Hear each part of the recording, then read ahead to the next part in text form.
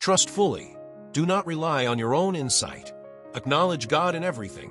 These are clear directives that sound quite easy to follow, but they are not. For some reason, there are many distractions that shake our focus on this mark. I am working on it because this is a goal worth achieving. Proverbs 3 verse 5 and 6.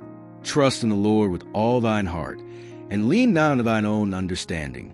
In all thy ways acknowledge him, and he shall direct thy paths. This passage from Proverbs has been part of my life for a long time.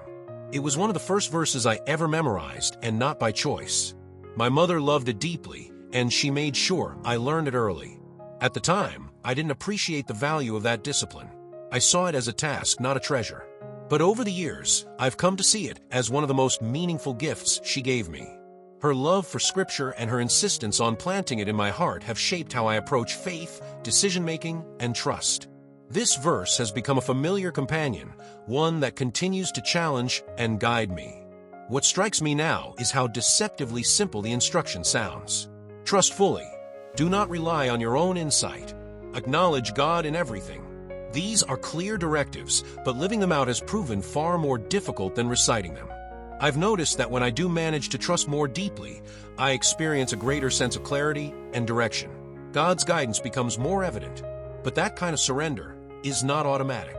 It requires letting go of my preferences, especially when his path diverges from the one I would rather take. It also requires accepting that his view of what I am capable of often exceeds my own. That gap between his confidence in me and my confidence in myself is where I tend to hesitate. I think the problem lies in forgetting the promise embedded in the passage. I focus on the difficulty of trusting and the discomfort of letting go, but I overlook the assurance that God will direct my path. That part is not just a conclusion, it is the foundation for the rest. If I truly believe that he is guiding, then I can afford to release control. I can afford to walk forward even when the way is unfamiliar. I am still working on that.